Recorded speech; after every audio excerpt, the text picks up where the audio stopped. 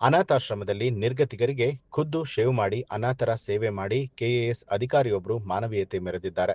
ಮಂಡ್ಯ ಜಿಲ್ಲೆಯ ಪಾಂಡವಪುರದ ಉಪ ವಿಭಾಗಾಧಿಕಾರಿ ಕೆಆರ್ ಶ್ರೀನಿವಾಸ್ ಅವರು ಕೇರ್ಪೇಟೆ ತಾಲೂಕಿನ ಚಿಕ್ಕೋನಹಳ್ಳಿ ಬಳಿಯಲ್ಲಿರುವಂತಹ ಮಾತೃಭೂಮಿ ಹೆಸರಿನ ಅನಾಥಾಶ್ರಮಕ್ಕೆ ಕುಟುಂಬ ಸಮೇತ ಭೇಟಿ ಕೊಟ್ಟಿದ್ದಾರೆ.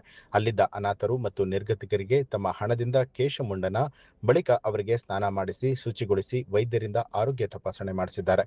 ನಂತರ ಪತ್ನಿ ತಯಾರಿಸಿ ತಂದ ಊಟವನ್ನ ಅನಾಥರಿಗೆ ಉಣಬಡಿಸಿ ಅವರ ಯೋಗಕ್ಷೇಮವನ್ನ ವಿಚಾರಿಸಿದ್ದಾರೆ. ಪಾಂಡವಪುರದ ಉಪ ವಿಭಾಗಾಧಿಕಾರಿ ಕೆಆರ್ ಶ್ರೀನಿವಾಸ್ ಅವರ ಈ ಒಂದು ಕಾರ್ಯಕ್ಕೆ ಸಾರ್ವಜನಿಕರು ಮೆಚ್ಚುಗೆ ವ್ಯಕ್ತಪಡಿಸಿದ್ದಾರೆ.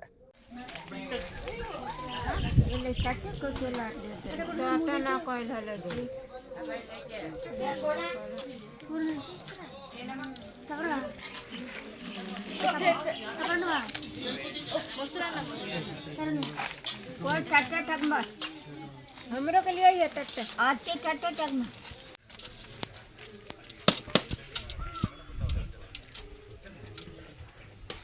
अद्दल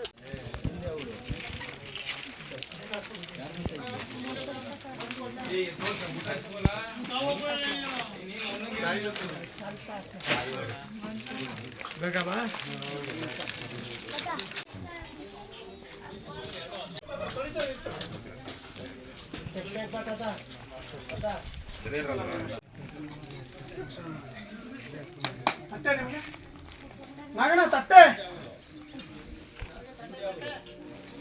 ತಟ್ಟೆನ ಕೊಡಲ್ಲ